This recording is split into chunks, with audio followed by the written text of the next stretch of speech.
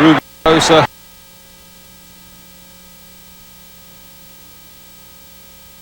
Part of a team. I mean, when you take away those 4 great players, it takes an awful lot to replace them. I mean, I'm not sure there's some of them you will ever replace.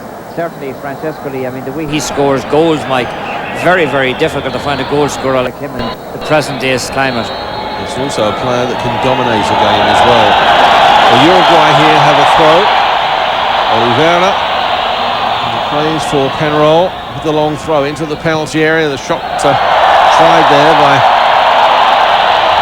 Saralegui, goes off the side of his boot and in fact finished up as a throw-in on the far side. Guerrero, one of the players who's been recalled to this Colombian side, taking the throw. Wagon, the new goalkeeper. It's been a problem position for Colombia since Reni Higuita has really left the national side. They were let down in that position by Cordoba, really, in World Cup 1994 in the United States.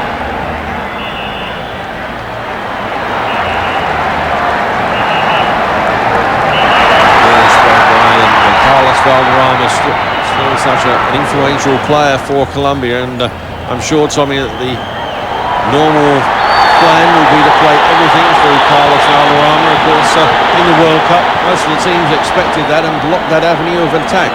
Yeah, and certainly it's one way that you can defeat Colombia is if you do that, as we have a little bit of a look at what happens here. Aristizabal is the man who's taken down. But if you can get Valderrama out of it, Mike, you can certainly put a fierce dent in what they're going to try to do to you. It's Carlos Valderrama, the captain of Colombia, 34 years old, now playing his football in the United States. As the free kick is taken, and Moreno, who floated it to that far side. Colombia again now with plenty of players waiting in the box that couldn't get it across. And bringing it out of defence on that far side is Saralegui. Alvarez is over there, and he's another man who also makes his living in the United States now. A very physical player. In fact, he's the most penalised player in terms of yellow cards in the new MLS league. That time is penalised. The crowd don't like the decision, and Valderrama can't understand it. Well, it looked like Valderrama was pulled down, but the referee has given the free in the opposite direction. Uruguay, who failed to qualify for the World Cup in the United States in 1994. But they were winners last year of Copa America. I think maybe the fact that they were playing at home had a little bit to do with that, and of course they met their old rivals Brazil in the final, and met Brazil, and I mean they're a team that really has taken care of Brazil over the years for some reasons, but they never seem to play as well as against anybody else as they do against Brazil, Mike. Well, they seem to be able to raise their game.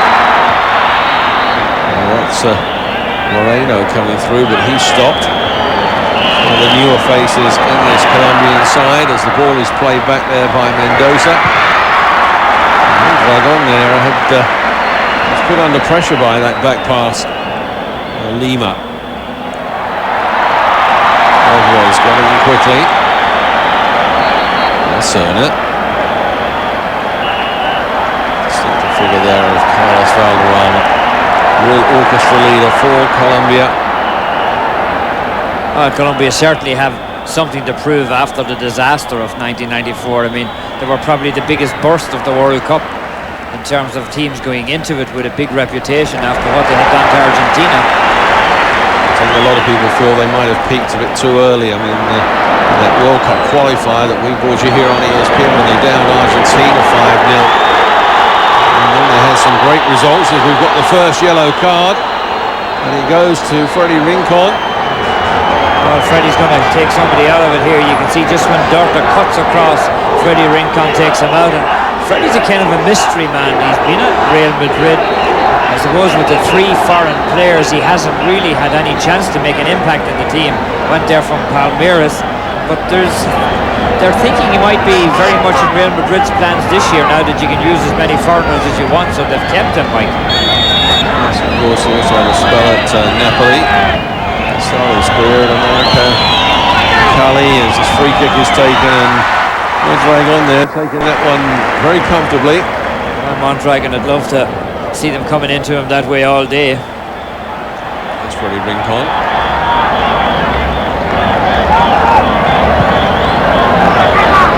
Gets this one forward.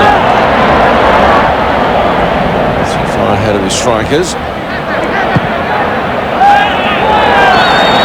Side flag up.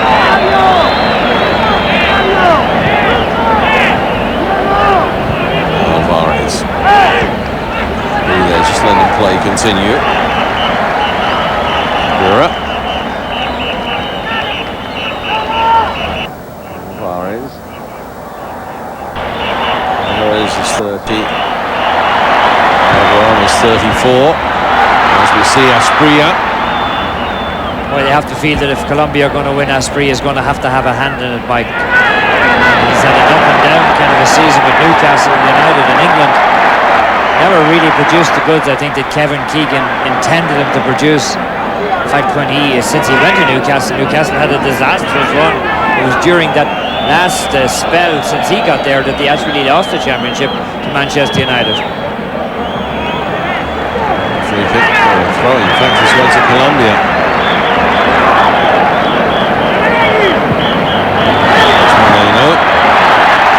Strong defender who likes attacking down this near touchline. And stopped that time.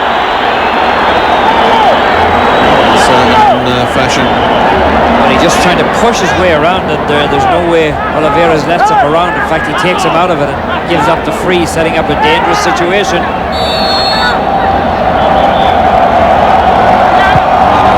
Free kick. That's to the far post. It's nearly back across the face of goal. Looking there for a Rincon. Uruguay with plenty of blue shirts back. There's Mendoza. Alvarez.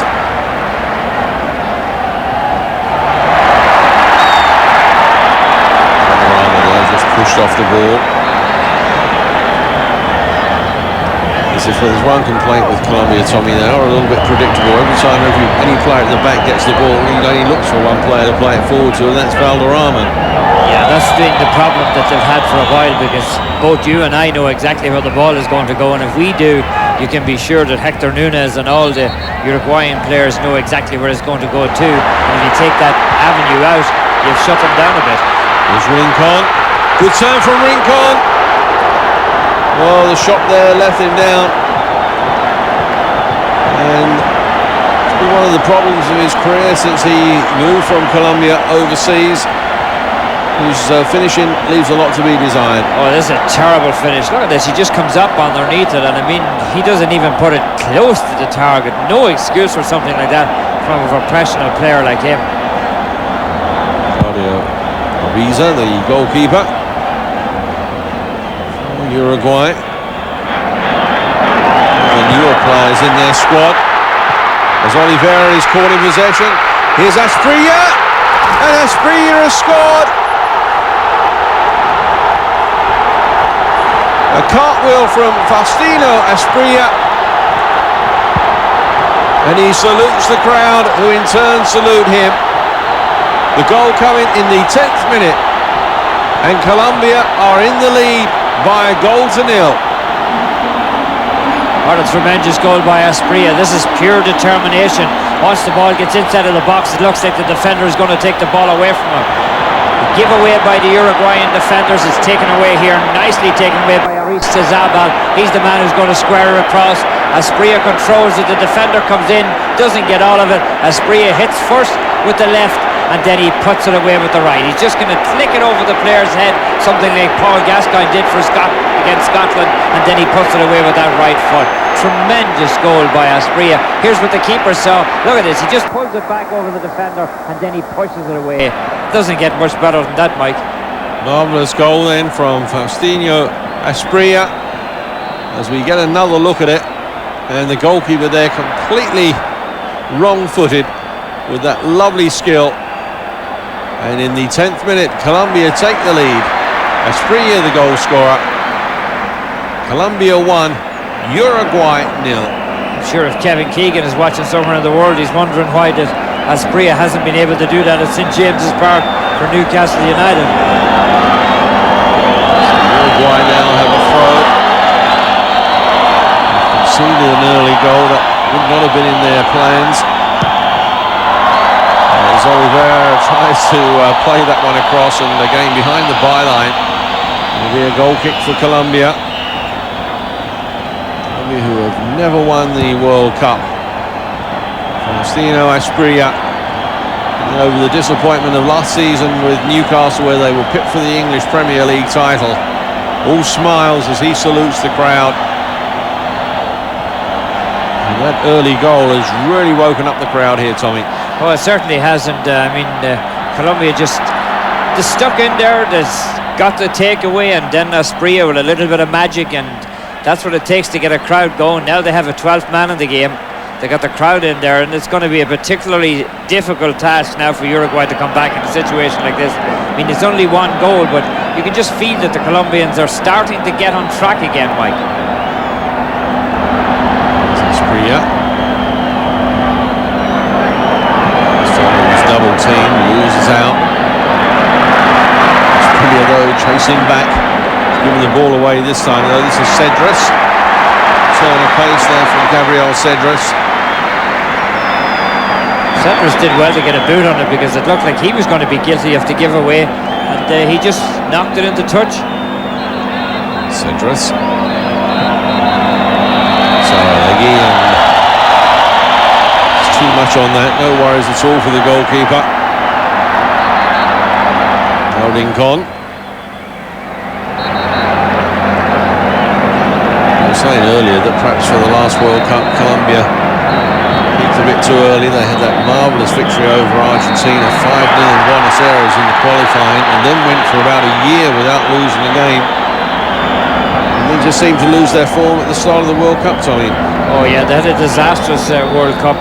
And you can see Valderrama here once again. He's been double teamed, Mike, and that's one of the reasons why everybody knew exactly how to take him out of the game. And I think that Colombia, they got to find another key man in the middle as well as Valderrama. They got to take, you know, they got to make it a lot certain what they're going to do with the ball. Of course, Valderrama retired from international play after the last World Cup. Didn't last too long. He decided to play in Copa America. Retired after that when Colombia finished in 3rd spot. And came out of retirement again for World Cup qualifying. Well, maybe he likes to be unretired. He's playing with the Tampa Bay Mutiny now in the United States, and has played very well with them. He's really become a tremendous playmaker once again. Always looks like he's carrying about 10 or 15 or maybe 20 pounds overweight, Mike, but seems to get the job done. That's not counting his hair. Alvarez plays it wide. This is Zabel. Got one in, it's easily cut out though. Gare. Who's been recalled at the back. 36 years old. 13 for Uruguay. Playing at Penarol. Moas takes the free kick quickly.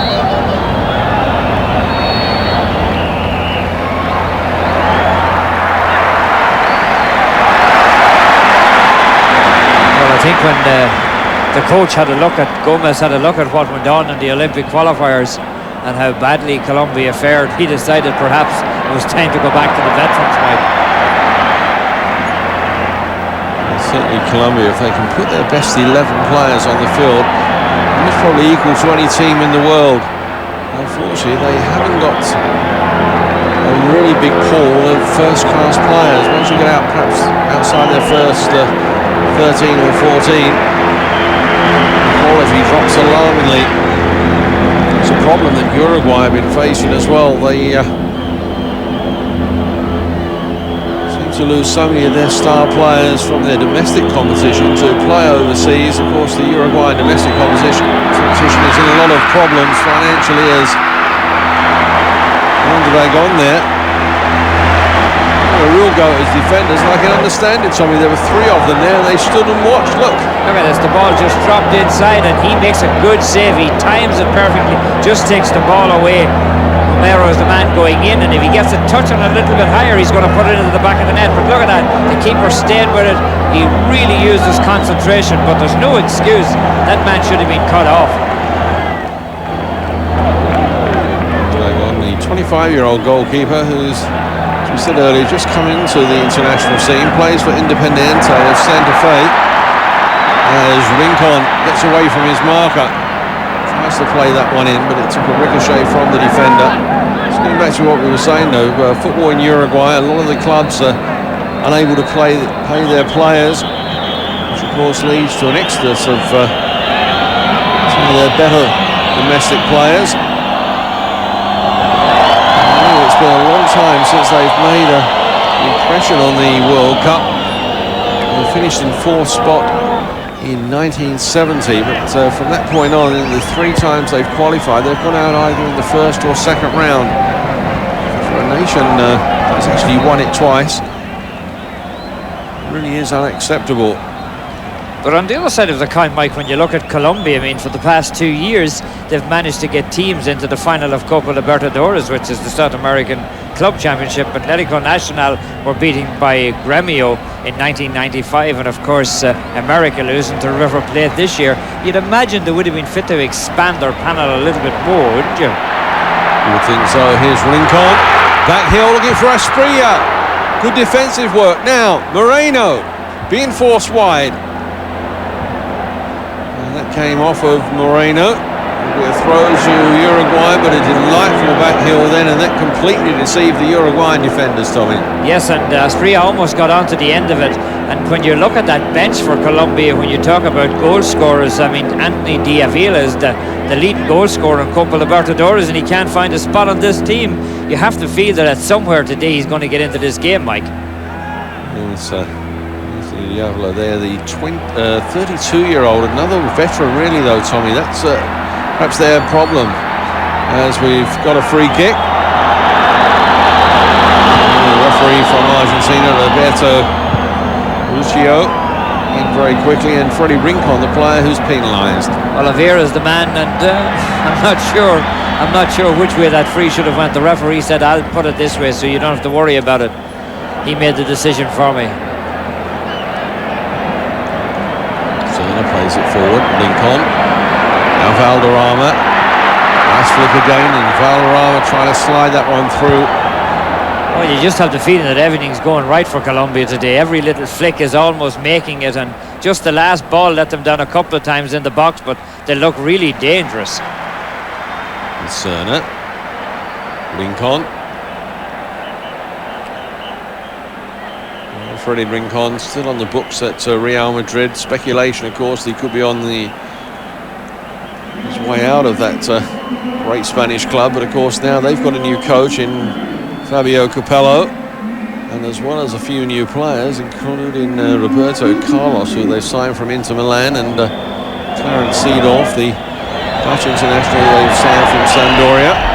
Oh, that was a nasty tackle. Mendoza came in very hard there, Mike, and stamped down on it. There was also talk that Rincon was supposed to also go into the MLS. He was supposed to go to the Metro Stars. Here's an opportunity now. The shot charge down and Uruguay with that half chance. And you just get the feeling there, Tommy, that their confidence is just so low. Nobody really attacked that ball for Uruguay. No, that's 2 good opportunities they've had in the box now, and neither translating into a goal. Magic from Asprilla there as he went past a couple of players, then tried to play it forward. Now the shot, and seeming to be deflected away. Luis Zabal is the man who ends up at the end of it, but Asprilla makes a beautiful run, and as the ball's cut into the middle, it's going to come off a defender, and here it comes to Luis Zabal. That should have been a corner. The referee, in fact, has found a infringement of some kind. Zabal called into the starting lineup after coming on as a substitute and scoring in that last outing for Colombia, the 1-1 draw away to Peru. Let's get him back to Freddie Rincon, and it really is. He really is now at the crossroads of his career, isn't he? He's got a great chance with Capello taking over to impress the new coach. And if Capello gets the tape of this game, I'm sure he's going to be very impressed. Oh yeah, Rincon has started off very, very playing some delightful football here so far. Here come Uruguay. So that one's lifted over, and a glance there from Saralegui. He looked across and saw that the flag was up from the linesman. Oh, and a good call too by the linesman. Let's see where he is when there he is. He's about 2 yards offside. Saralegui had snuck in behind everybody, but the reason why he was able to do it was because he was offside.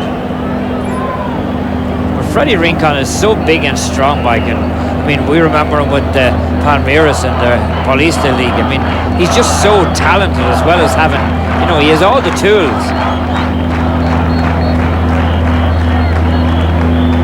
Serna. Here's Rincon. For a big man, he's got such a good close control. Yeah, it's very difficult to push him off the ball because, I mean, not alone has he the skill to withstand you, but he also has that height and the strength as well. One player not included in this Colombian squad for today's game is Valenciano, and that's a bit of a surprise, Tommy. Yeah, it certainly is. I am not sure what the coach is thinking on that is, but you'd have to feel that, you know, with the way that the Rincon is in there and Valderrama, that Valenciano would be a good, he'd be a good third cog in the wheel. I certainly would appreciate the service from those two, as well as the service from Asprilla. And Moreno there trying the back heel. It's an interesting character, Antonio Moreno. Plays for Tolima. He's 25 years old, as we said earlier. One of the new faces that's come in, but he looks very, very strong, very dangerous on this left-hand touchline, Tommy. Well, really, if they're going to survive, Mike, I mean, if you look ahead to 1998, I mean, you put 2 more years onto many of these players. This is definitely their last hurrah, and they're going to depend on players like Moreno. Yeah, the ball played wide. Aristizábal has been penalised. Can't believe the decision. Robert Lima was a player he clashed with. Didn't seem to be too much in that, Tommy. Let's have a look at it. Well, the ball is pushed across into the box, and Lima and Aristizábal going together, and he just got the feet tied up, Mike. No intent in it, but the referee has given the free out. Look at, he just clips him on the heel, and the player goes down, and once he goes down, the referee blows the whistle right away. Yes, I think the replays clearly show both players just having their eye on the ball. Alvarez. And that one forward, again looking for Carlos Valderrama. It's easily cut out. Here come Uruguay. Such a small country, Uruguay. Twice winners of the World Cup. 14 times they've won the Copa America, the South American Championship. Here's Asprilla. Combining now with Valderrama, who plays this one through. This is Serna playing it to the far post. Just too high for Asprilla. Had to turn, keeps the ball in play. Plays this one across. Valderrama! It's 2-0.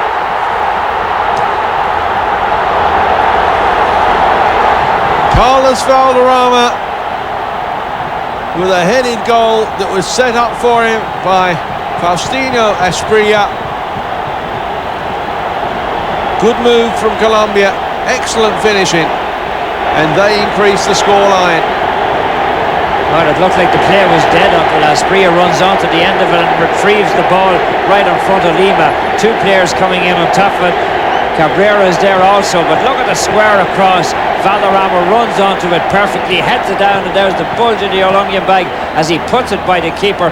Powerful header, the ball squared across onto the far side. Looked like the opportunity was dead, but here comes Asprilla. He has other ideas, brings it outside of the box, chips it back across. Valderrama's run down the middle, he heads it down. Very awkward hopper in towards the keeper, takes that big bounce. The keeper's nowhere near it. Beautiful goal by Valderrama, but it was pure determination by Asprilla. Most players would have given up at that stage, Mike. He wanted the ball, knew exactly what he was going to do with it. Beautiful, floated across for Carlos Valderrama. And he did everything right. The goal coming in the 24th minute. It is now Colombia 2, Uruguay 0. Springer scored the first, and in a big hand in the second. Well, he's been all over the field. I mean, he started off that play. He even surprised Valderrama, I think, with the first initial pass on that play where it started, Mike. Valderrama, being the great player that he was, fit to recover and get on to the end of it. And then Asprilla just stayed with it. A lot of people will tell you, in fact, that half a season playing at Newcastle has improved Asprilla's game quite considerably. Now he's a lot harder worker. In his time when he played in Serie A with Parma in Italy. As we've got a free kick for Uruguay. He often uses sort of just stay on that left-hand touchline, waiting for the ball to come through to him. But now he goes foraging, and that was a good example of it, where he just did not give up, just chased it and eventually got it across. Well, if you're going to survive in the Premiership, you've got to be able to do those things, as we see a little headbutting going on here with Valderrama and Freddie Rincon. Free kick for Uruguay. It's played wide, looking for the knock-across goal. And Dario Gomez, the coach of Colombia, who took over after the World Cup finals in the United States, was the assistant at US 94.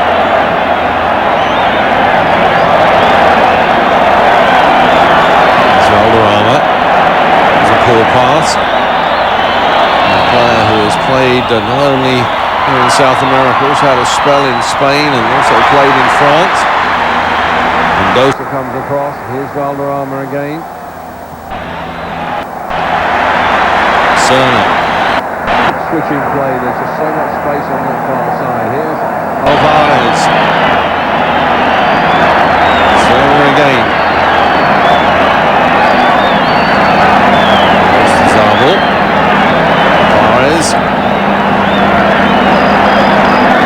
Sometimes Colombia a little bit over elaborate, Tommy. Well, Alvarez there pulling it back, and it looked like he was going to play himself into trouble. Had 5 or 6 touches on it, but once again you always get the impression that they're looking for Valderrama in the midfield. Victor Nunez, a coach under a lot of pressure for Uruguay.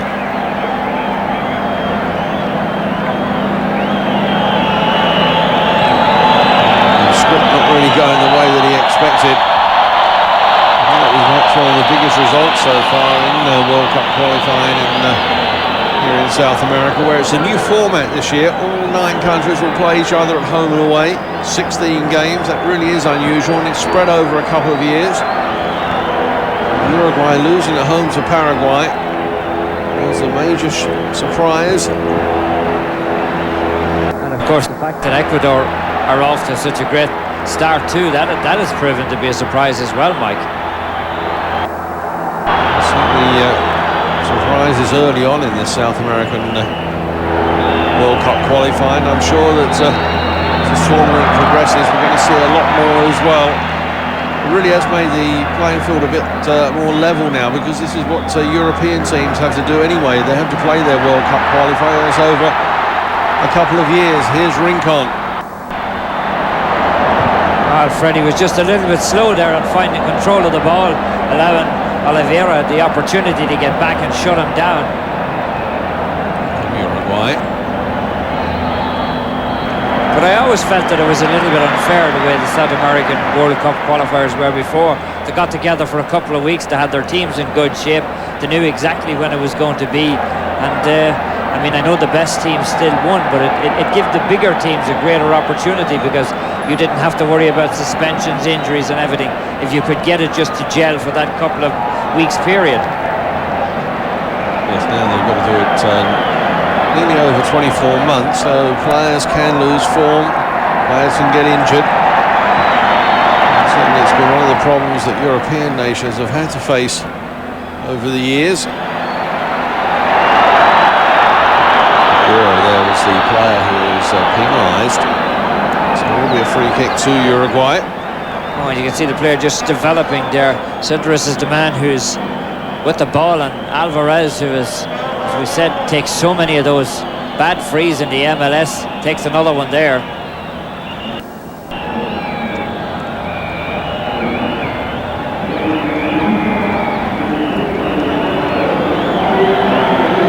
Uruguay. It's back this time. Daughter. Shot coming in from Poyet. Really no power there to worry the goalkeeper. Poyet, who plays for Real Zaragoza in Spain. Well, he has the opportunity in the block down nicely there. Bermudez is the man who got a boot to it. One of the few touches he's had, and I mean, he was such a central figure this year for American Copa Libertadores. I mean, he really impressed us, Mike. Certainly did, as this one is lifted over. We said earlier that Colombia have had trouble replacing René Higuita in goal. They certainly seem as if they found a good one here tonight. Yeah, Mondragon looks like he's going to be the keeper of the future, that's for sure. If you're just joining us here on ESPN, this is the World Cup qualifier coming to you from Barranquilla in Colombia. It's a sensational start in the first half. Asprilla opening the scoring for Colombia in the 10th minute. Valderrama increased the scoreline in the 24th minute.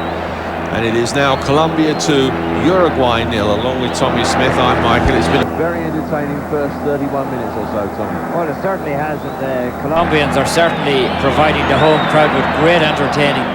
Very, very classy one-touch football, Mike. And they've really looked like the Colombian team that a lot of people knew existed but hadn't really seen for a long time.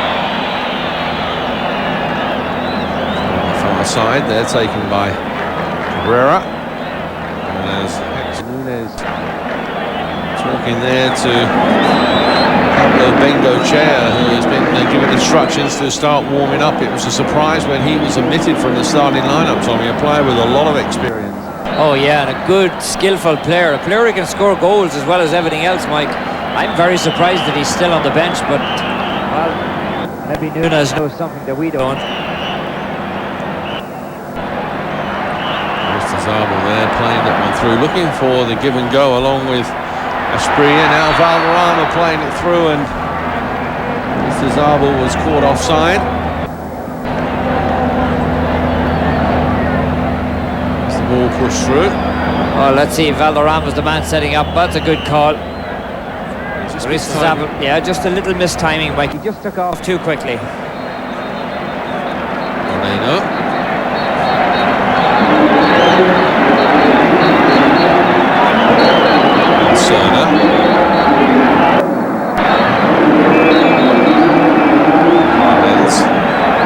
Valderrama, Asprilla. Valderrama and Asprilla there appealing for handball, getting the free kick. Moas was the man who split down the middle, and I think they penalised him for handling the ball. No contact. You can see he just times it perfectly, but there it is. He blocks the ball down with his hand. Look, he doesn't get a charge. Certainly didn't seem to be deliberate. So Asprilla, not the best of clearances. And Zabal there just seemed to go the wrong way, Tommy. He went right, he might have done better turning left. Yeah, and then there were appeals for a penalty as well. Now a chance at the other end. Romero. And the defender there just sticking to his task. Bermudez, so hard to get past. Bermudez. Romero plays now for Penarol. Forward at that time for Uruguay. They have won a corner. Saralegui. And this one deep. It's kept in play on that far side. Now this is Pereira. Well, it's certainly at the juncture of the game that if Uruguay are going to score, Mike, they need a goal badly at this stage. Saralegui, there's a great opportunity, and in the end it goes into the side netting. Poyet, the player from Real Zaragoza in Spain. That was a great opportunity, Tommy. Oh, he should have put it away. He should have put it away at the first asking.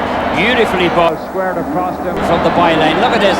He's all alone. He has plenty of time. Gets the header on it. Keeper does well to knock it out. Now he has a second opportunity. And what does he do? He puts it into the side netting. Saralagi is the man who gets it across to him. Plenty of open goal. Instead he heads it right down to the keeper. And then he tries to square it over him. He puts it by the post.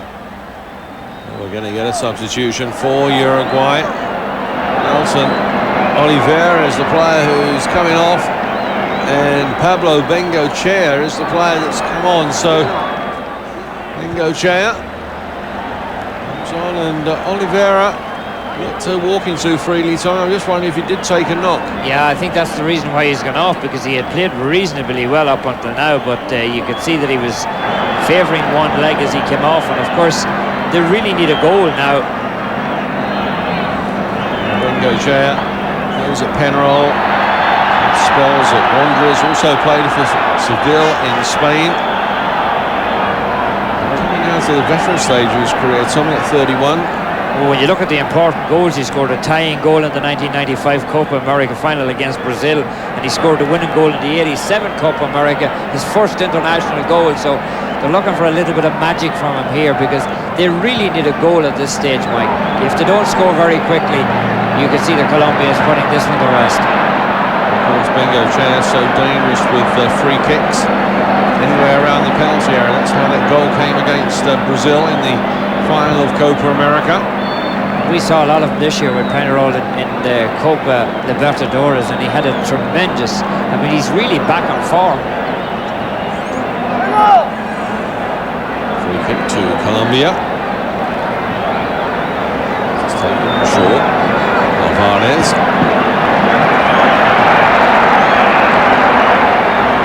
Cabrera.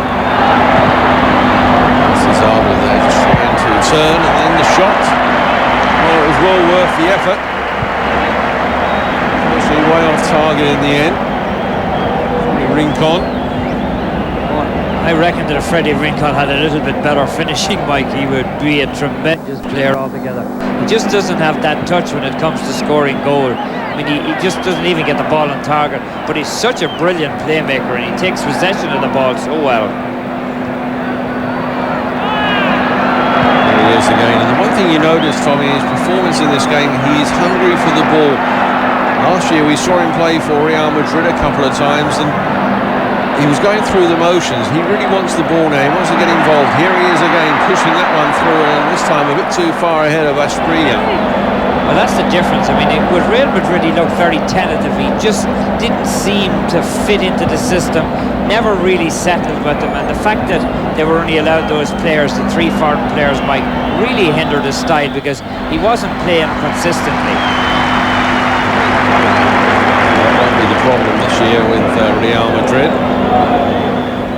It'll be interesting to see if he can regain his form for them. Certainly Freddie Rincon in all flying and in top form will be an asset to any club anywhere in the world. Here's Asprilla. He of course will miss the opening game of the English Premiership with Newcastle. He's suspended.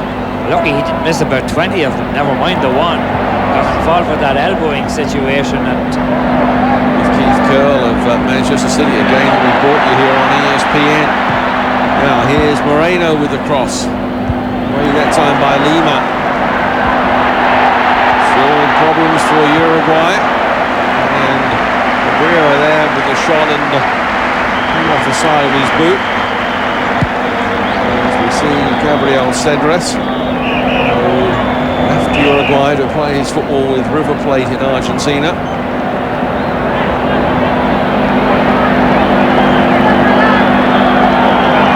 He was called into this Uruguayan squad with the express intention of trying to persuade Enzo Francescoli to change his mind about playing international football. Of course, Francescoli playing his club football at River Plate along with Cedras. And here's Lima. well, he hasn't been successful yet.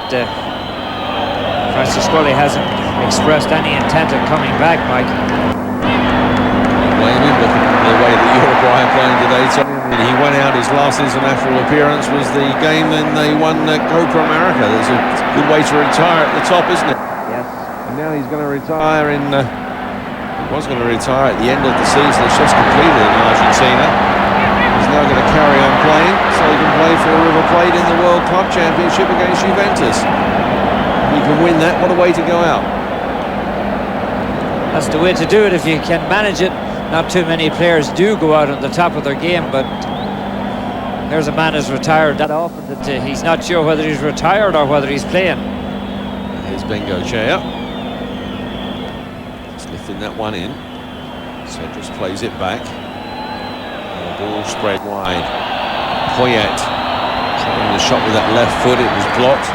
Throw on the far side to Uruguay as we're into the final 5 minutes of this first half, with Colombia leading by 2-0. Daughter, who earns his living playing in Argentina.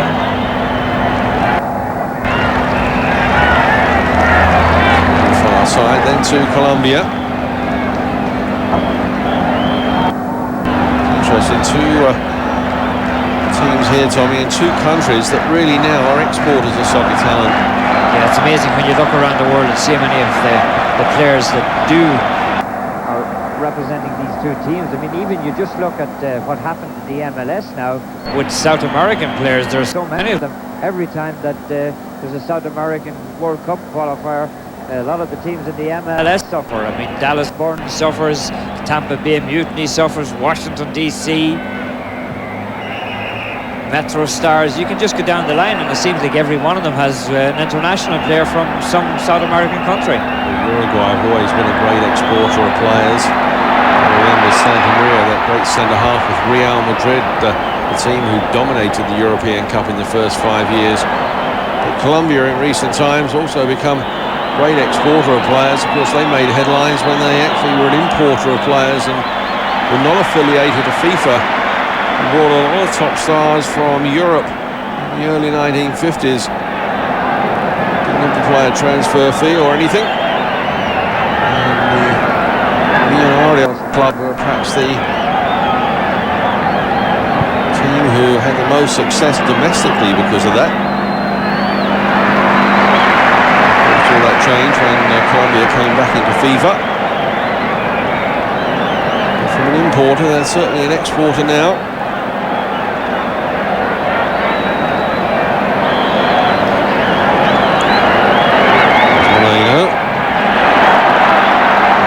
There, just pushing the ball wide, gets the return this time from Rincon, plays this one in. A takedown on the edge of the penalty area. Esprilla was the player who was upended. Well, certainly Kevin Keegan has to be very happy if he's watching this one, because Esprilla, his work ethic has improved so much. He's now become a very elegant looking player out there, instead of a player who just loafed around waiting on an opportunity. Coaches around the world looking at this, but one player who's caught my eye in this first half so far is the number 4, Antonio Moreno. What a great prospect he looks, as this free kick is taken by Esprilla and just too high. Ibiza, the goalkeeper there, will perhaps tell you he had it covered. But a well-worked free kick there from Faustino Esprilla. Oh yeah, he just gets it over the wall and then it bends down and it's about 6 inches over the top. Look at that. Keeper would never have known about it. Had it just been about 6 inches lower, Mike, that would have been at the top of the net. A beautiful effort by Esprilla. Chair. See there, a display of frustration. His teammates really weren't giving him any options when he had the ball. To Saralegui. Poyet. This is Gorta. Forward and Cedrus on the run through. Now coming across again, Moreno.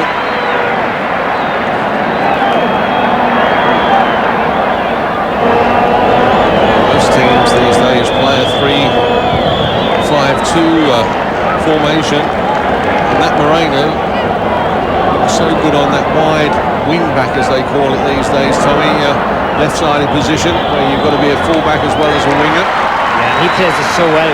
I mean, he covers back very well. He's got good speed to cover back, and then he can use the speed along with his skill to come up and come on the attack. Good overlapping player.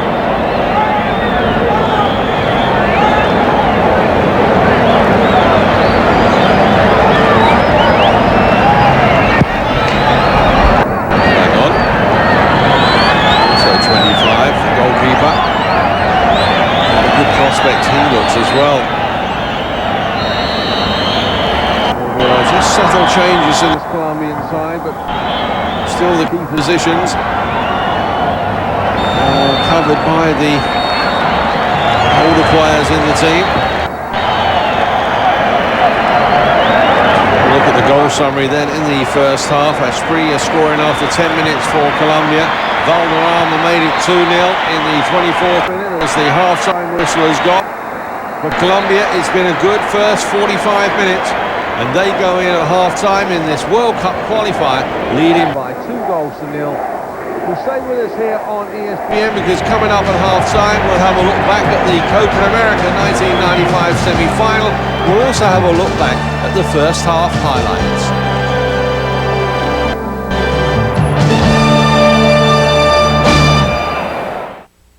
What burns calories faster than jogging? What's better than cycling? What's the #1 fitness exercise in the world? It's cross-country skiing. Now there's a cross-country skiing simulator that firms and tones the entire body and puts total fitness in easy reach of everyone. It's called Easy Glider, and it's the first ski simulator that's easy to afford. Just 20 minutes every other day. An hour a week is all it takes to strengthen and firm all major muscle groups and lose weight aerobically. Step on the glider pads, set the tension control for desired resistance, and you're off on a road to fitness as invigorating as a cross-country run. With Easy Glider, you can burn up to 360 calories per workout, and you'll feel great. Your reward is total fitness, improved endurance and energy, weight loss, superior toning of chest, arms and back, calves, thighs and buttocks. The smooth fluid gliding action means there's none of jogging shocks or injuries, and unlike exercise bikes or jogging, all major muscle groups get an efficient workout. Notice the quality construction of the sturdy metal frame. This handsome unit folds down quickly for easy storage. Health clubs can cost hundreds of dollars, but Easy Glider is affordable. Finally, the benefits of cross-country skiing are in easy reach with Easy Glider. Now available around the world from Interwood. To order and for information on how to pay in your own currency, call the local number on your screen now. This special television offer from Interwood Marketing is available for a limited time only, so don't delay. You can order in all these countries, so please call now. Operators are standing by to take your order. If lines are busy, please call later, but do call. Your satisfaction is guaranteed. Local operators are waiting to hear from you. Call now and take advantage of this limited special offer. Your satisfaction is guaranteed. Call now. Time now to turn the clock back to the semi-final of the 1995 Copa America between Uruguay and Colombia, played at the Centenario Stadium in Montevideo. After a scoreless first half, penalty appeal early after the half-time break, waved away by the referee. That was a close one, Tommy. Certainly was, and it looks like the Colombian player hooks the player's boot at the end of this play, and it should have been a penalty. Uruguay, though, did take the lead with a goal in the 51st minute. Ball came across, Colombia just failing to clear, and Uruguay 1-0 ahead. And Alfie, the man who was involved in the penalty claim, just as is served, as the ball is just touched over to him and eventually put into the back of the net. Higuita's left helpless there as the rocket goes by him. 1-0 to Uruguay. Colombia had their chances. This one right across the face of goal. He just needed a touch. Oh, Asprilla was coming. All he had to do was touch on it, and it would have been in the back of the net. Couldn't get there. Good movement this from Colombia, and you can see Asprilla stretching it and just unable to get the touch. In the 70th minute though, Uruguay wrapped up this game with this goal. The ball is played in, Higuita rather slow off the line. Oh yeah, he certainly was, and Otero's the man who's going to double on it and bang it home. Watch the ball being pushed across into him. Beautiful pass, he does a beautiful bit of running. He gives it a rocket right by Higuita.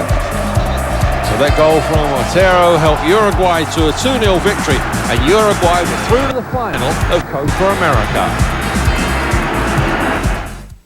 Acabe con los estómagos hinchados y la grasa en solo unos minutos por día. Se ve genial. Es fantástico. ¡Qué cintura más sexy! Te ves cada vez mejor. ¿Cuál es tu secreto? Presentamos el revolucionario Ab Shaper de fácil uso. Ahora puede definir, ejercitar y darle forma a sus abdominales para una cintura más firme y más sexy. Los abdominales normales y otros ejercicios sencillamente no funcionan. Le hacen doler la espalda y el cuello y ejercitan los músculos equivocados. El Ab Shaper de fácil uso amortigua y da apoyo a su cuello. Ahora puede hacer abdominales perfectos cada vez, incluso si nunca los ha hecho. Es como tener un entrenador personal, porque el Ab Shaper le mantiene en forma para un acondicionamiento perfecto, adaptándose a sus necesidades. Usted determina el nivel de resistencia con solo mover sus manos. El sensacional Ab Shaper utiliza un sencillo movimiento pendular para ejercitar sus abdominales superiores e inferiores, y hasta los oblicuos, para el ejercicio abdominal más completo que jamás haya hecho en solo cuestión de minutos diarios. Usted obtendrá resultados como estos enseguida, y a diferencia de otros aparatos, el Ab Shaper se pliega y es guardado fácilmente. El Ab Shaper, resultados increíbles en solo unos minutos por día. Esta es la ayuda que necesita. El Ab Shaper para abdominales más firmes y sexy en tiempo récord, en forma segura, simple y perfecta. El Ab Shaper, pídalo ahora y en cuestión de días se verá absolutamente fantástico. El único y accesible Ab Shaper. Llame ya mismo. Ahora disponible en todo el mundo a través de Interwood. Para hacer su pedido y obtener información sobre cómo pagar en moneda local, llame al número en su pantalla. Esta oferta especial está disponible solo por un tiempo limitado. Haga su pedido en cualquiera de estos países. Las operadoras le están esperando. Quedará absolutamente satisfecho. Llame ya mismo. ESPN presents the best of the newest football league when East meets West for the inaugural MLS All-Star Game at Giant Stadium. Alexi Lalas, Tab Ramos, Eric Wijnaldum and other international stars competing on American soil. This is a game not to be missed. You'll see it here on ESPN. The European season gets underway. Inter Milan against Manchester United for the Moriarty Trophy. What a game that should be. Inter Milan with a lot of new signings up against the team who did the double in England. That's Manchester United. And then the Berlusconi Trophy. AC Milan, the champions of Serie A, against Juventus, the European champions. Both sides will have new players at the start of the new season, and you'll be able to catch all the action here on ESPN. In this World Cup qualifier at half-time, it's Colombia 2, Uruguay 0. When we return, a look back at the first half highlights.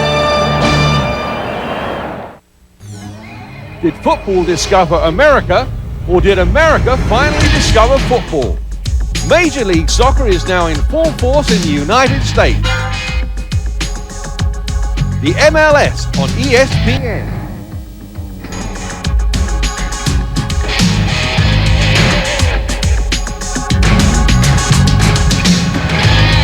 DC United against the New England Revolution, Saturday on ESPN.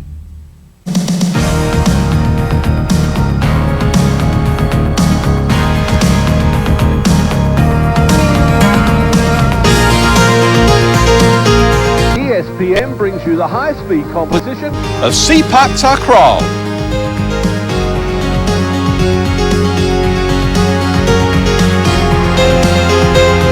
From Thailand, catch the Thai Kings Cup World Championship Monday on ESPN.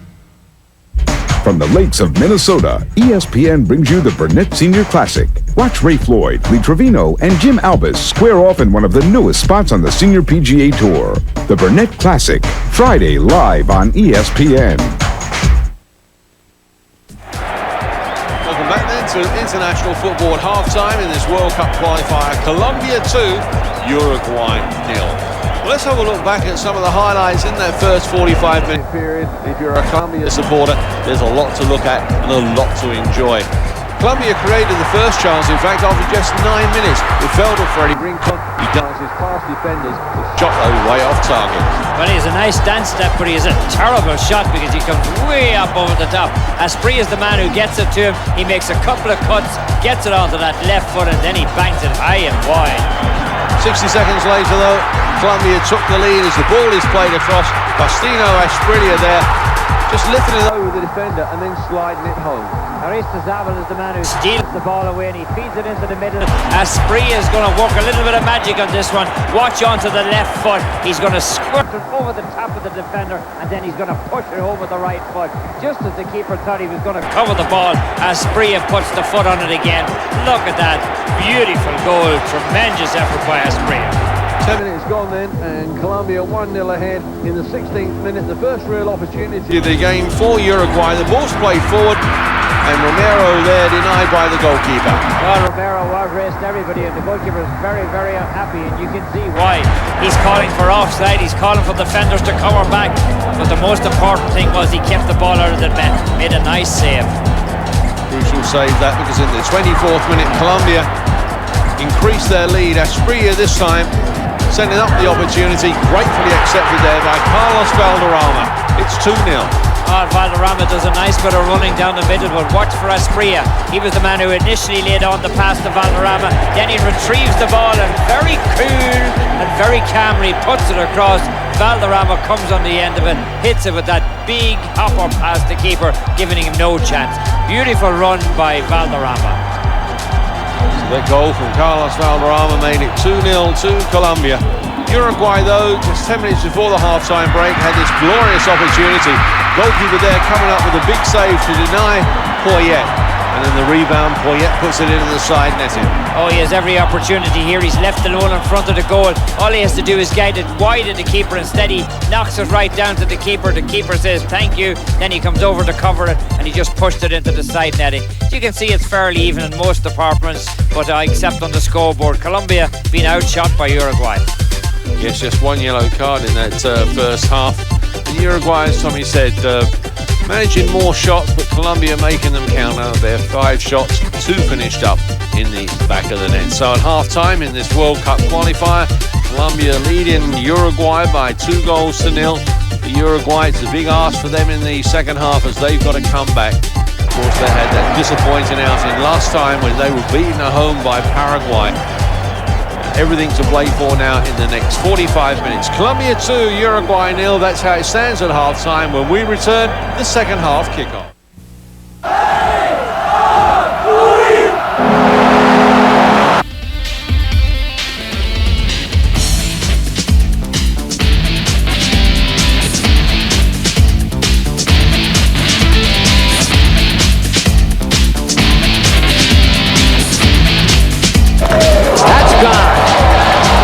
No, it's not. Holy cow, I thought my eye since I had that operation.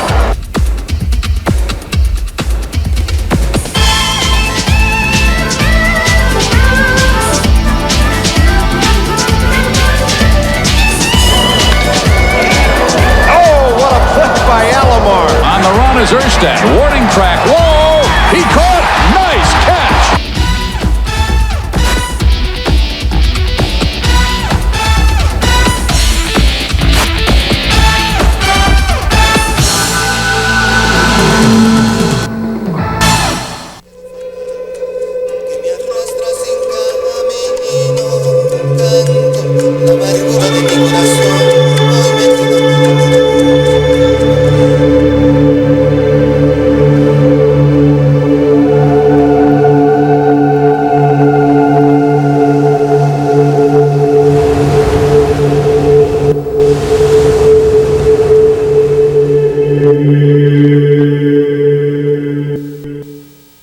Bueno, mi papá conoce las Américas como la palma de su mano. En su trabajo tratan muy bien a la gente y les dan una comida increíble. Hay asientos muy cómodos y también ven películas. Mi papá está uniendo al mundo. ¿Es el presidente? Mi papá trabaja en United Airlines y hoy viene a buscarme. Vuele en nuestros cielos amistosos. United, la línea aérea que está uniendo al mundo.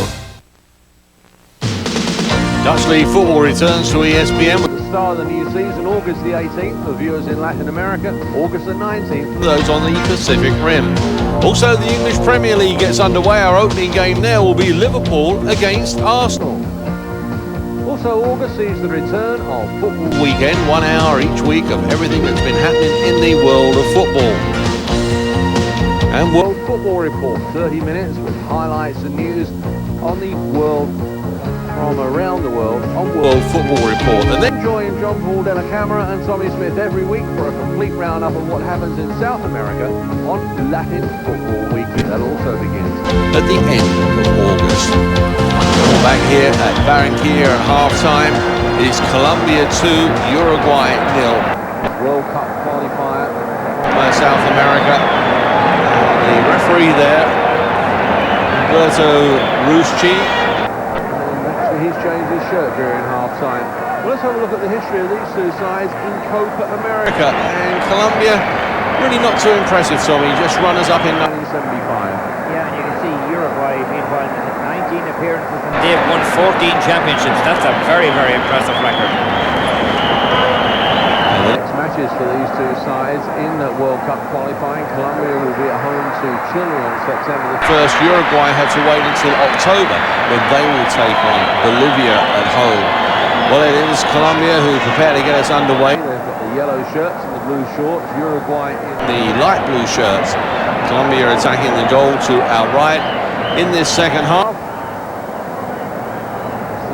Whose goal set Colombia on their way to this 2-0 lead. And the second half is underway. And neither side has made any changes during the half-time break from what we can see.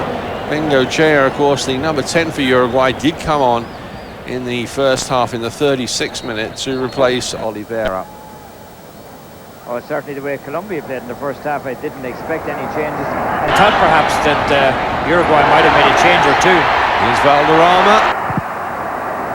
He played it behind Aristizabal. Asprilla had made a good run on that far side and taken a couple of defenders with him. That opened up the gap. I think Aristizabal got a little bit of push in the back as well inside. There was a little bit of contact inside of the box. These are the goalkeeper for Uruguay, who really didn't have too much to do in the first half. He really couldn't be faulted with either of the goals. His opposite number at the other end who had to come up with a couple of big saves.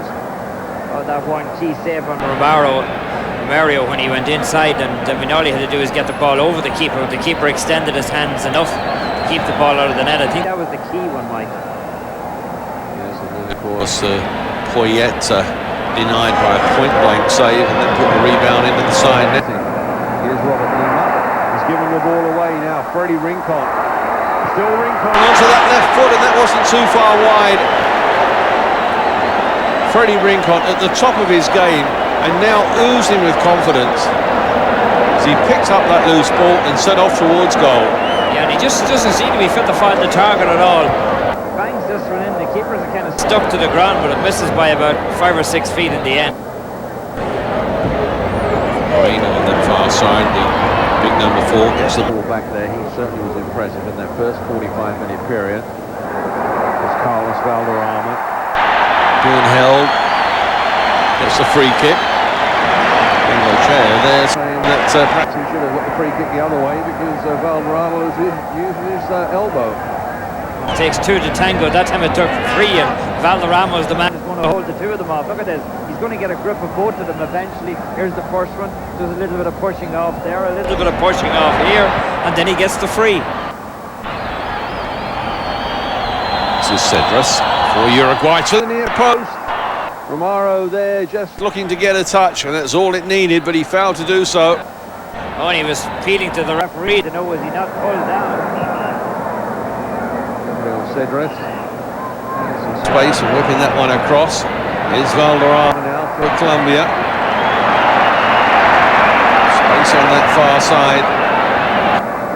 Mendoza. Didn't see him come forward too much in the first half. Here's Valderrama again. Valderrama.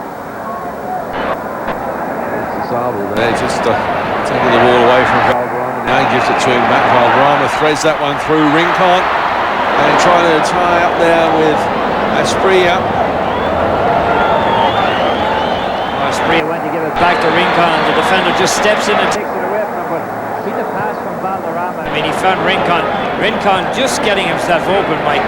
As you said, he has so much confidence now. Yes, the whole Colombian side at the moment playing with a lot of confidence. Of course, they did finish third in Copa America last year. They beat the United States 4-1 in the third and fourth place playoff match. It's Copa America. Uruguay, who won the Trophy. Here's Valderrama trying to play that one through, and the goalkeeper came out quickly. Had to be alert that time.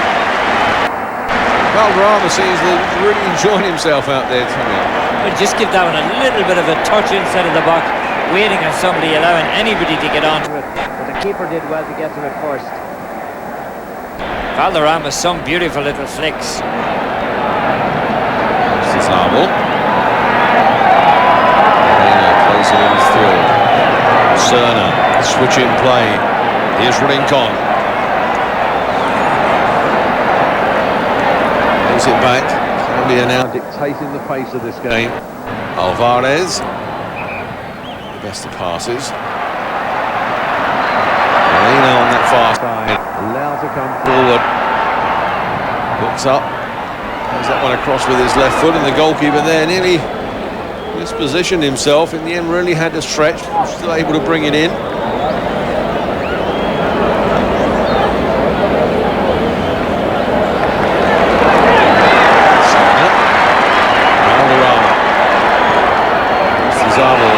Asprilla looks up, shoots straight at the goalkeeper. We said Beasley didn't have too much to do in the first half, Tommy, but he's been kept pretty busy now. And here's exactly what he sees. Look at this.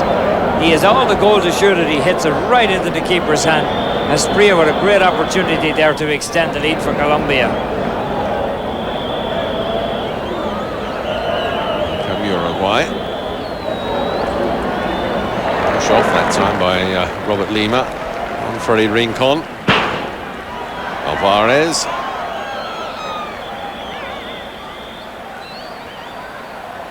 Moreno.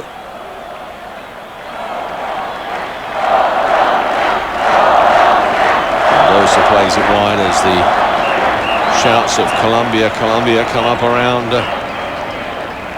Metropolitano Stadium here in Barranquilla, as Rincon sets off, using his pace, getting round the defender. Goalkeeper was able to stop it. I don't think he knew too much about it though, Tommy. It seemed to hit him straight in the face. Yes, a tremendous ball from Alvarez at the back. He feeds it down along the wing.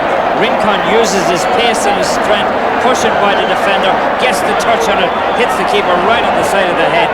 Wondering where that is heading towards the net. First time Rincon was going to get the ball on target by him. There's one a corner for his side, taken by Valderrama to the far post. Rincon with the header down, but Freddy Rincon has been, in fact it's Asprilla who's been penalised for doing some pushing. Risa there, the goalkeeper knew very little about that shot. And then Dario Gomez, who took over the Colombian side after the disasters of World Cup '94. Must be delighted the way his team are playing so far in this game. Well, the one thing he doesn't want him to do now is give up a goal and perhaps go into a situation where Uruguay have the opportunity to tie them. After such a display, sometimes if you don't put the chances away, Mike, it come back to haunt you. Yes, and Colombia have looked very impressive in this game so far. Uruguay have been able to create just a couple of chances. They haven't looked too convincing as this one is floated across. Herrera. Like, there's such a difference between a 3-0 score and a 2-0 score. 2-0, you're still much in it. 3-0, if you're down 3-0, it's a different complexion altogether in the game, isn't it? Yes, a lot of managers will tell you that 2-0 is a very dangerous scoreline. So I'm sure that Colombia and their coaching staff will breathe a lot easier if they can make it 3-0. Here's Rincon. Valderrama. There's Zabel. Goes to the return.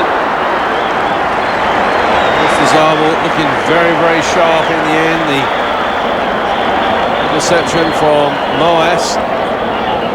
As we're going to get substitution, I think.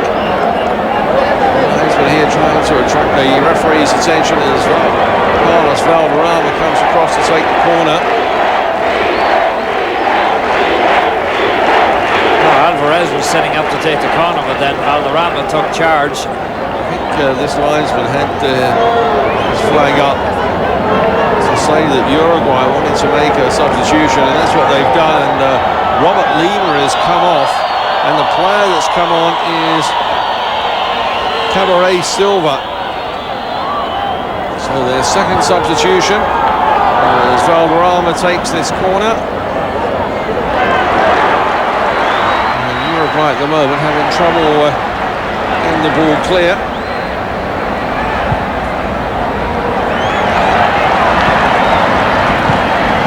Back heel from Rincon.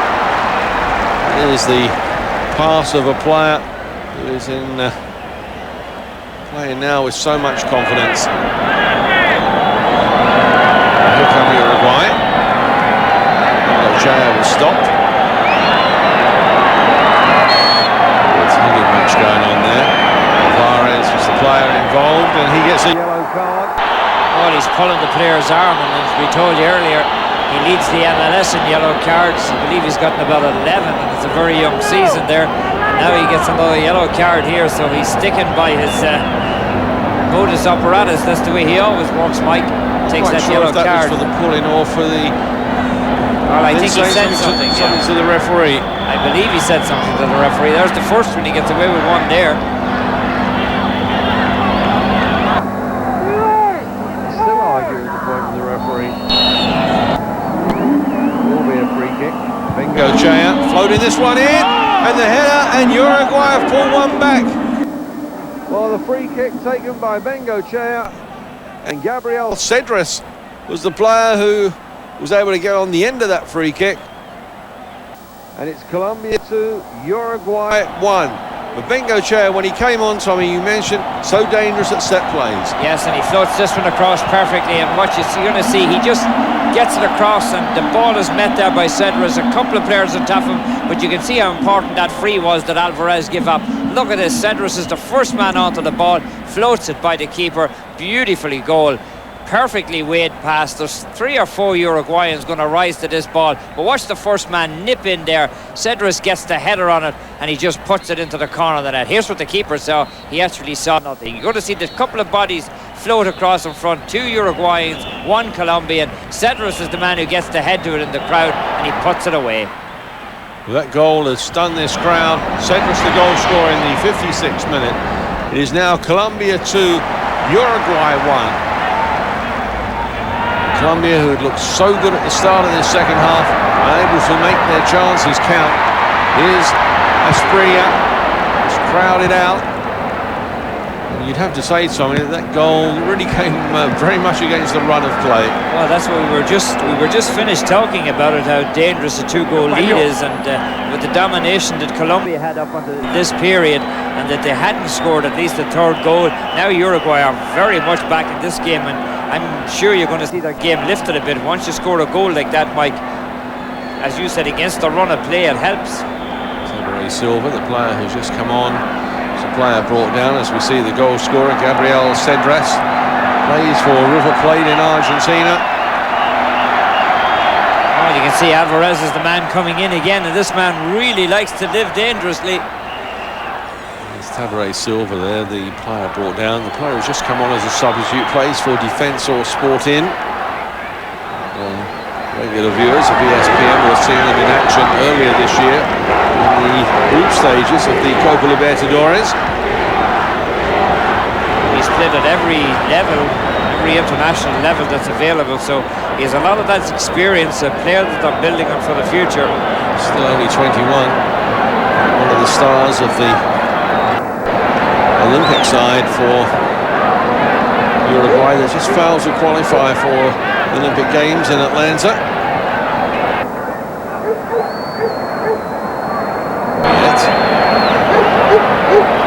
There's the goal scorer, Cedras, playing it wide. Good turn that time by Bengochea, but he'll just run away from him. Uruguay though have got it back.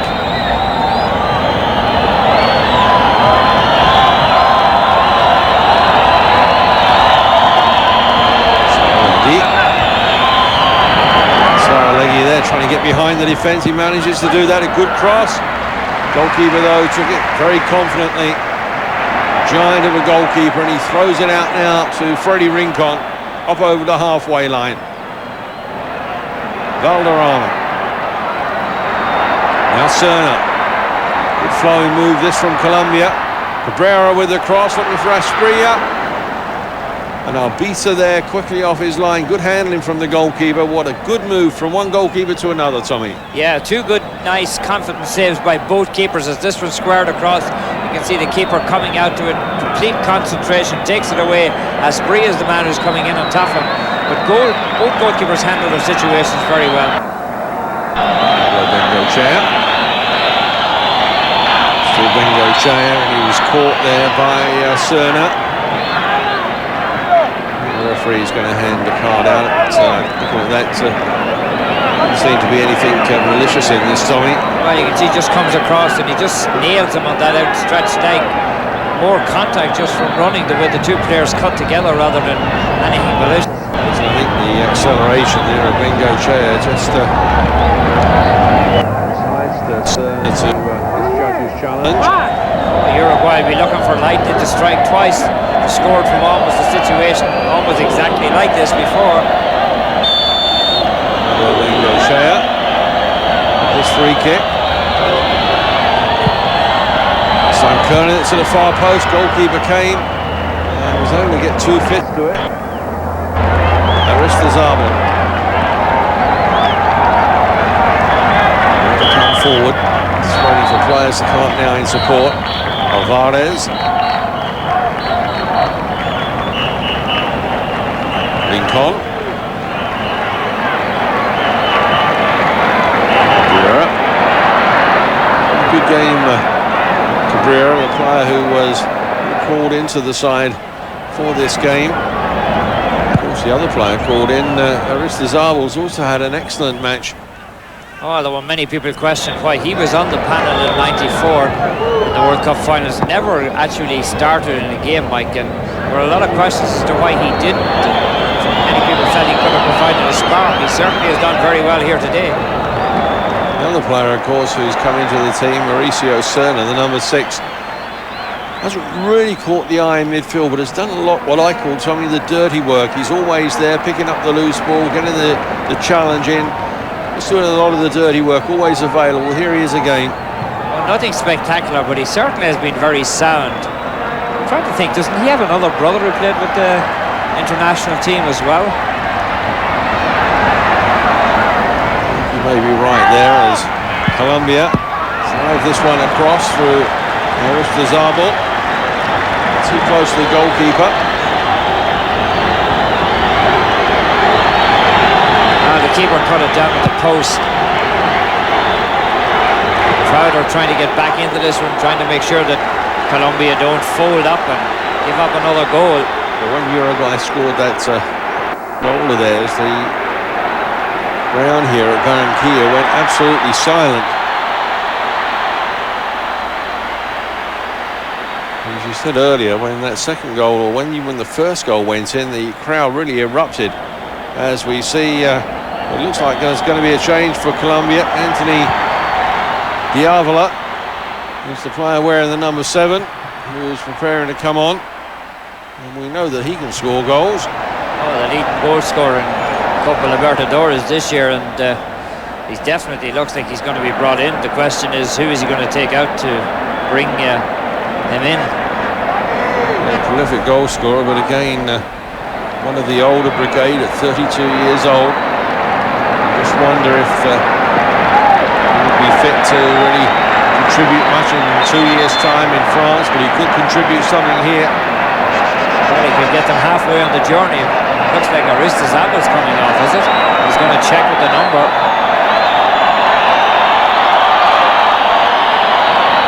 Not going to allow him on yet at all. The throw-in is taken. Cabrera gets the return. Tries to play this one at the far post. Aristizábal there having quite a battle with Saralegui. It's going to result in a free kick. Still some indecision of who's going to come off. Diavola is the player that's going on. We know that. Yeah, but we haven't had any indication as to who's coming off. Diablo is actually telling him who's coming off. He's gone now to look for the number. Colombian players are all checking. It is Aristizabal. Yes. Aristizabal plays for Nacional, and he's getting a good applause because he's worked really hard, Tommy. Oh yeah, he's had a good day. He's linked up very well with Rincon and also with Asprilla. Worked very well today. So that substitution in the 64th minute. And there's confirmation. Diavola is the player who's in.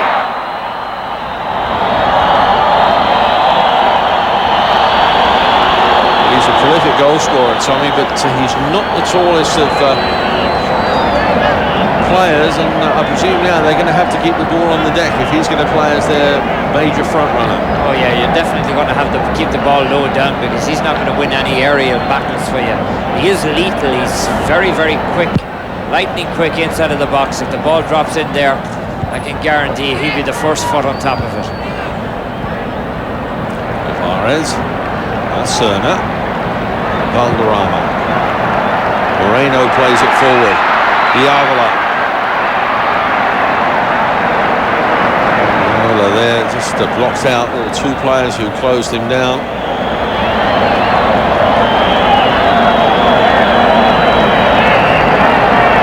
Uruguay at the moment have got 5 substitutes warming up. They can only use one. I guess the coach is not sure who he wants to take in at the moment. Flores. Rincon. Asprilla. Shows the ball so well. Faustino Asprilla. Diavola. Valderrama. Asprilla. Goalkeeper Kane. Played the ball. Surely. Well, the referee says he got a touch on the ball. If he did, it should be a corner. It's either a corner or penalty. So sure, this man would be much happier with a corner. From the goalkeeper's initial reaction, they seem to... From our angle that he played the ball, but the goalkeeper looks at the referee. I thought originally the referee might have actually given a penalty. But it is only a corner as this shot comes in. Diavola, Tommy, and that's the danger of him. Just a half chance, half side of goal. He gets the ball on target. Well, once that ball drops down around that goal, he's going to be the man in on top of it. Here it is knocked out. And look at how quick he reacts to it. Forces a good save from the keeper. Now Bengochea. Bodies flying everywhere. There's no place out there at the moment for the faint-hearted.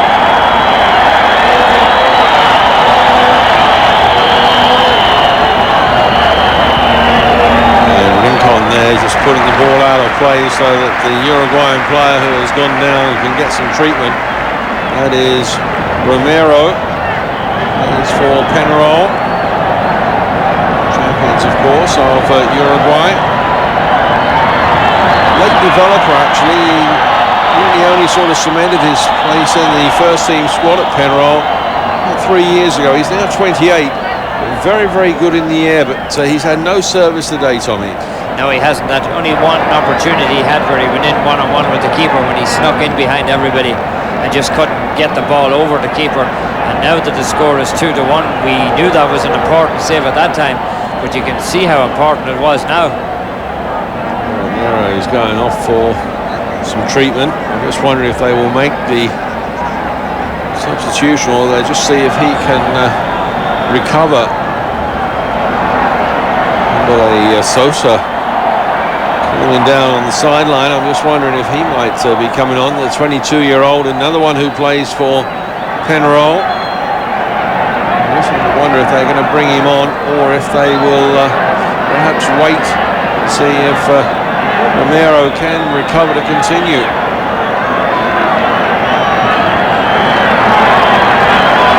There seems a lot of confusion at the moment.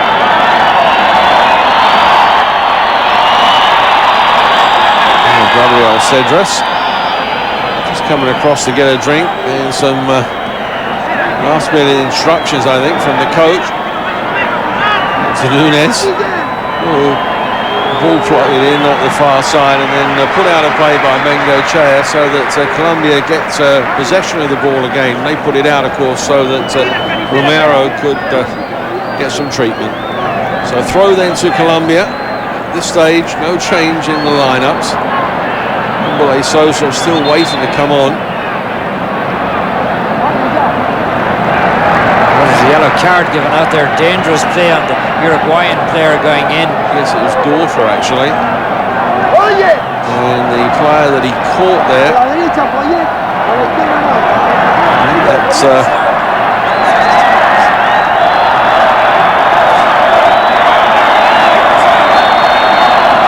yes, it's Dorfer, I think, who got the yellow card. Number 6.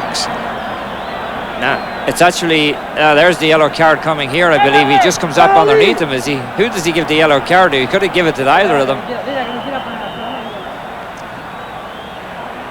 try to get that confirmed. It's either Saralegui or Daughter who got the yellow card, and in fact it is confirmed that it was Daughter who got the yellow card. So that was for the initial challenge. There's Daughter. Saralegui. Lifting that one forward. Romero now back on. No ill effect and closed down there by Moreno. He's a player who really has caught the eye, Tommy. It's Antonio Moreno. Oh, he's played very well today. Very sound at the back. I mean, he's such a sure tackler.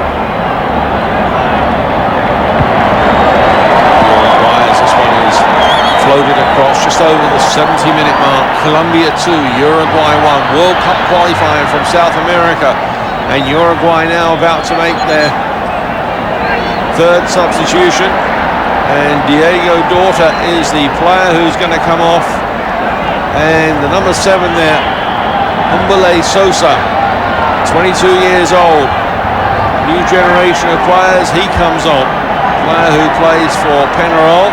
The last throw of the dice, Tommy, for Uruguay. He's bringing in this young man for several reasons. He's a lot of speed. He played on the Olympic team at a tremendous series, and they just need a goal now, and he's the man who can provide the spark for it. Well, Sosa, a famous name in Uruguayan football. A lot of people feel that Ruben Sosa should have been in the team. A lot of Uruguayan supporters. As this one is played through, the goalkeeper there, the most convincing punch away, Tommy, was it? I'm not quite sure what he was doing then. Surely he had time to catch it. It was a kind of a knuckle punch away. He had De Avila coming in on top of him, and he wanted to make sure he didn't make any mistakes in there. Just a little bit off his game. He should have done better with it. Well, that's Valderrama. Alvarez. De Avila on the turn. Well, didn't catch it the way that he wanted. Somebody had been at the far post. Uruguay could well have been in trouble. Well, De Avila certainly proved to be a handful. 3 opportunities in probably almost the same amount of minutes. Bengochea plays this one wide. It was just lifted in, and the mistake there at the back. Bermudos there misjudging that. Appeals for handball, nothing given. Oh, a tremendous tackle in there by Cabrera, number 13. He takes the ball away just as the ball is being lined up. That was a great opportunity for Uruguay, and if Cabrera doesn't make contact there, watch how solid he is. He's just going to get the foot in, takes the ball away. Tremendous opportunity. And appeals for a handball, and certainly there the ball coming off the hand of Mendoza. Well, the replay proved that it was purely accidental. We have seen referees give penalties for situations like that, Tommy. Well, that's for sure. You never know in a situation, once the ball does make contact with a hand, how the referee is going to interpret it. And at this point in time, Colombia are living very dangerously, Mike. Yes, that goal from Uruguay just seems to have shaken their confidence.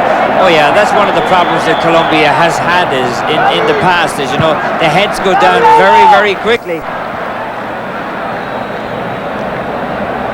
It was all going right for them throughout the first half and really in the first 10 minutes of the second half. Then Uruguay got that goal. It's been a different game ever since. And Uruguay growing in confidence now. Esprilla. The shirt being in touch, still Esprilla. The referees allowed play to go on. Still Esprilla. Trying to cut that one back, but always going to favour the defenders. Here's Rincon. Well, they've been hustled out of it now. Colombia not getting the time on the ball that they were getting in the first 45, 50 minutes, Mike. Uruguay are closing them down much quicker. The first one-touch football has not been allowed to be played now. Here's Sosa. Caught from behind by Alvarez. Remember, of course, he's got a yellow card. He's got to be careful. We're up.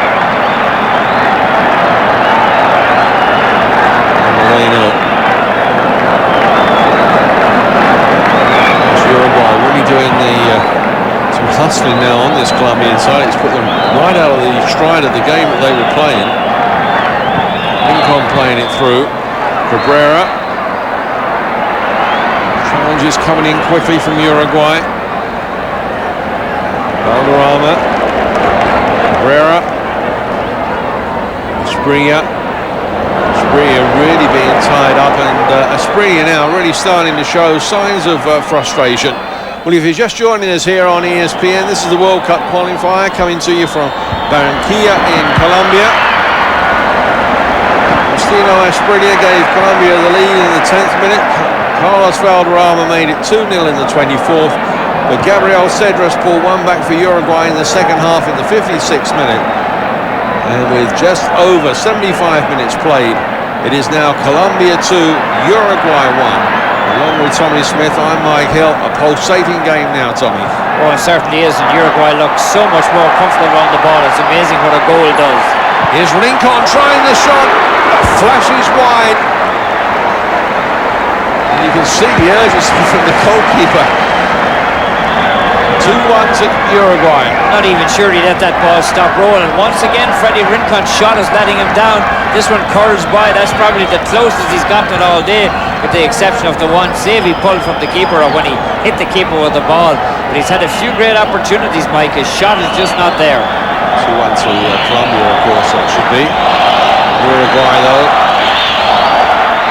searching now for an equaliser. Alvarez, now Rincon.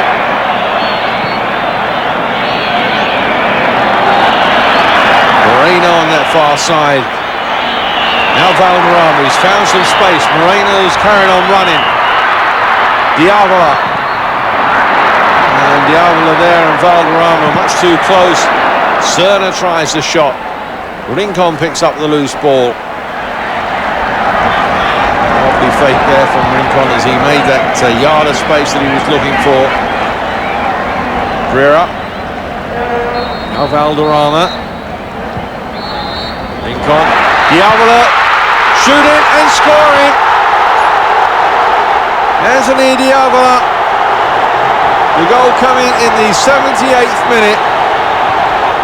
Well, you said, Tommy, if they keep it on the ground and they give him a yard of space, he will punish them, and he's certainly done that. Oh, that's exactly why he was taken into this game. Beautiful goal from Diavola. The coach is smiling, and why not? He looks like a genius. Just when they needed him. You can see what the keeper, Mondragon, thinks, and you can hear what the crowd think. The Colombians are really so happy. Diavola, who plays this football for America, Cali, has scored some great goals in Copa Libertadores, but this is something special, Tommy. Oh yeah, he just breaks across the arc and he slides it wide enough at the keeper that he can't get the touch onto it. Rincon is the man who gets the ball into him, but look at how well he rides the tackle. Look at how clinical his finish is. He pushes it wide enough at the keeper. We saw an earlier incident where Esprilla had the ball in exactly the same situation and he hit the ball right into the keeper's hands, but not Diavola. He just put it in. Brilliant goal. Anthony Diavola then scoring in the 78th minute, and surrounded there by teammates, and that was a vital goal for Colombia. Look at how well he rode off the tackle. That's his size there helped him, Mike, because he just bent down and with that low centre of gravity he was fit to keep going. Confirmation of the goal in the 78th minute. Colombia 3, Uruguay 1. In this World Cup qualifier. And just the third game for each of these teams in a 16-match series, with the top 4 in South America qualifying for France in 1998. Brazil, of course, already qualified for France as the holders of the World Cup, which they won in 1994 in the United States. 4 spots up for grabs. Most experts felt that these two teams would occupy 2 of those 4 spots along with Argentina, and that the 4th spot would be a real battle. But Colombia throwing down the gauntlet early. This is their 3rd game. They've drawn 1. They've won 1 coming into this game, and now they lead here by 3 goals to 1. I'm glad to see Valderrama still has his hair, because I've seen a few people in the stand with Valderrama's hair. I thought maybe he might have lost it in the celebration. Asprilla. Bit of a wrestling match there. Free kick goes away against Asprilla.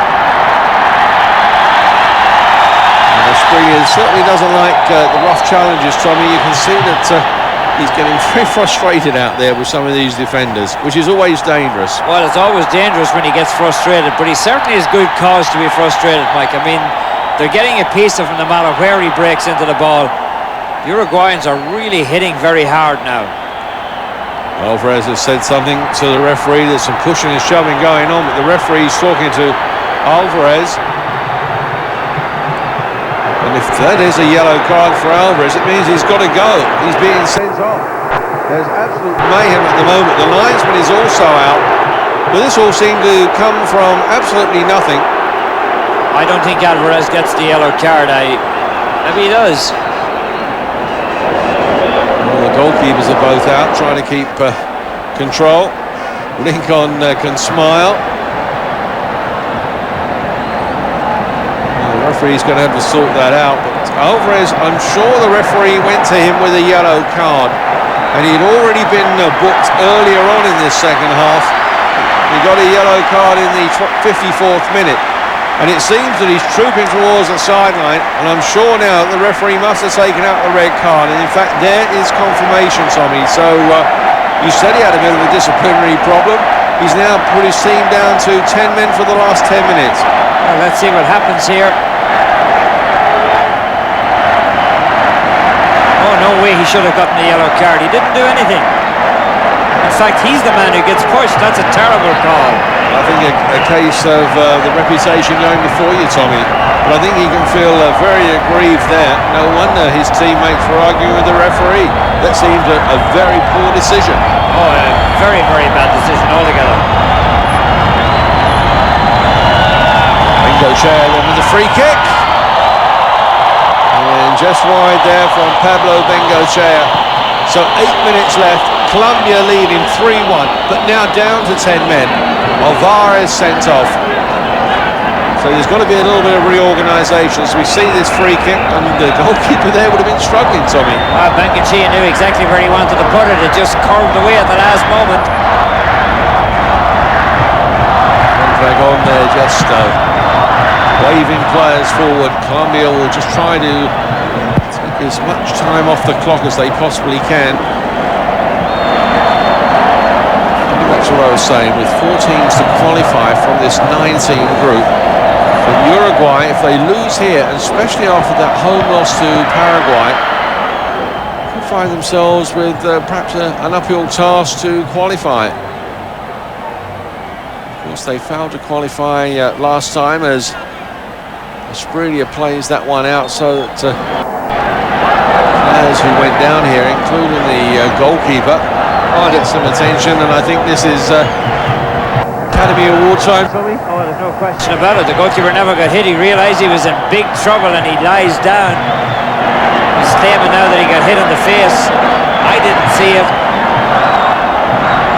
And he just looked up. Did you see that? He looked up into the camera to see if anybody was looking at him. But I don't think he gets hit at all, Mike. Yeah, he's trying to show that he did now. I think the whole idea here is just to waste a little bit more time. His team are down to 10 men. If he could milk the clock for half a minute or so. They brought the stretcher on. I don't think there's any way he's going to go off. So it means then they would have to replace their goalkeeper. Well, it might not be the Mexican wave, but I think it's the Colombian roll. Now the Mexican wave is on its way. Certainly the crowd are in Five Boys here, because they've seen a good display from the home side, and with the exception of perhaps that 20-minute spell after Uruguay pulled a goal back.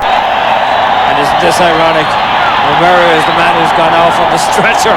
It was the goalkeeper that needed the attention. Oh, Romero goes off. It's not for the first time he's gone off on the stretcher. I'm pretty sure he's going to come back pretty quick.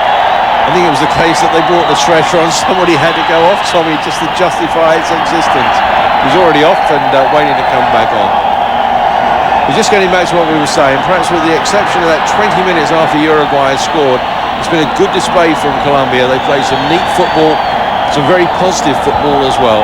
Oh yeah, very entertaining stuff. That one-touch football that they had for the first 45 minutes was excellent performance by them, and they got thrown out of the game just a little bit. And if somebody's watching this team and wants a way to beat them, I think the way to beat them, Mike, is to out-hustle them a little bit. If you give them time on the ball, they certainly look very comfortable on it. But when you get in there on top of them, they had a few problems. You remember their World Cup in 1994, Romania beat them 3-1 in their opening game, and that's what they did to them. And also the United States, who beat them 2-1. As we see that challenge from behind, Pereira is the player who gets the yellow card for the challenge from behind. Oh, you can see the ball being thrown in, and Diavolo is the man who gets it, and he just comes forward, and then he kicks him with that trailing foot. That's what got him the card.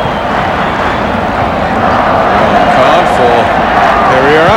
There, in fact, is a confirmation of that. So less than 5 minutes to go. Colombia leading 3-1, thanks to the inspirational display from their captain there, Carlos Valderrama. An outstanding first half. Hasn't quite had the same influence in the second half.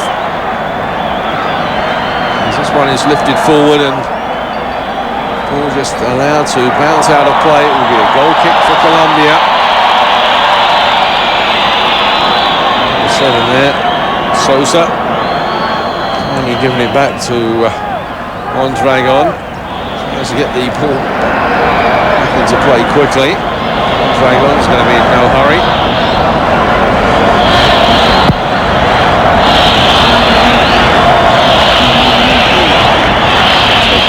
Chest by Moas.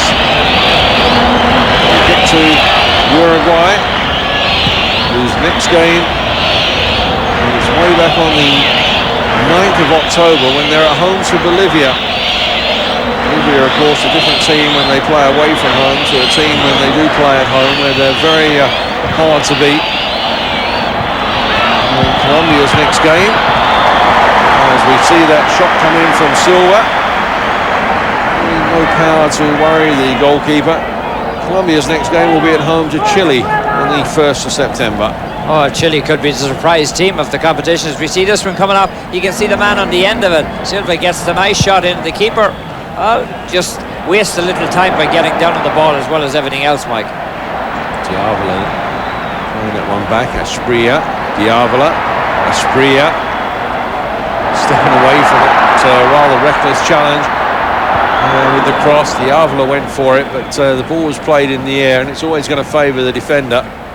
Plus it was curling away from him. It was just a little bit behind him. Had he been fit to drop it in front of him, Diavolo might have had a good opportunity. Ball lifted forward. Nunez going to be caught from behind there by Romero. Well, all in all, it's been played in a very sporting manner. I mean, there's been a lot of very tough challenges, but once the call is made, that's it. There hasn't been any altercations afterwards most of the time. In fact, there was no free kick given that time, but a corner for Uruguay. So an opportunity. Remember, Uruguay with a man advantage at the moment, with Just 90 seconds left on our watch. Bengochea. All laid forward. Pereira.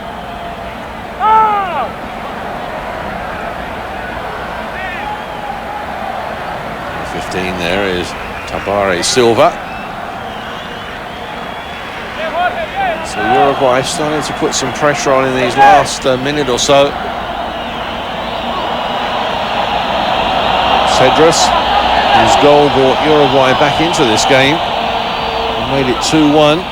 Taking the corner and Mondragon there. That was good, safe, positive goalkeeping. So he never took his eye off the ball. No, that's exactly what he wanted now. Look at how much time he can waste, making sure everybody gets out behind him. Give the ball a couple of hops, throw it down on the ground, perhaps maybe even take it outside of the box and just bang it long. That was a long sequence of play by the keeper, Mike. Diavola nodding that one down. Now, Asprilla, Valderrama, Asprilla there, caught as he went past Pereira. And Pereira, who got a yellow card just a couple of minutes ago, now gets a red. Referee determines that was a second bookable offence. And Pereira is sent off.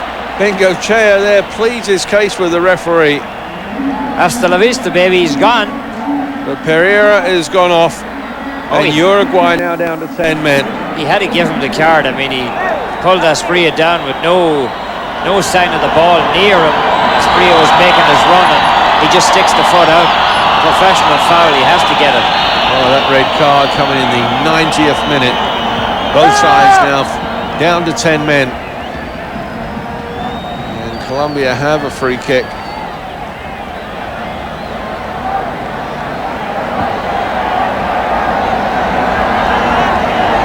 There, just lining up his defensive wall.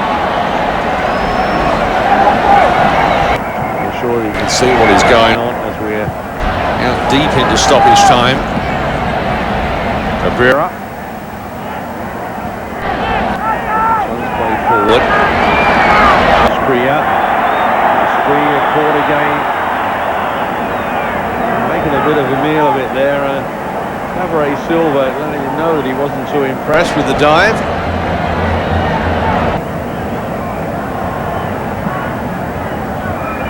Free kick.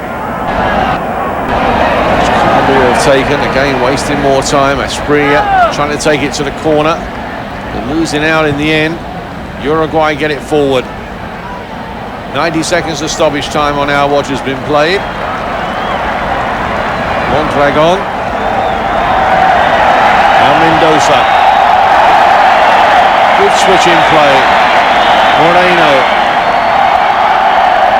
Now Serna. Ole football at the moment as the final whistle goes. And it is a victory for Colombia. Asprilla set them on their way with a goal in the 10th minute. Valderrama made it 2-0 after 24 minutes. Cedrus pulled one back in the second half in the 56th minute before Diavola scored in the 78th minute to bring up a final scoreline. Colombia 3, Uruguay 1. Well, stay with us here on ESPN when we return our post-match wrap.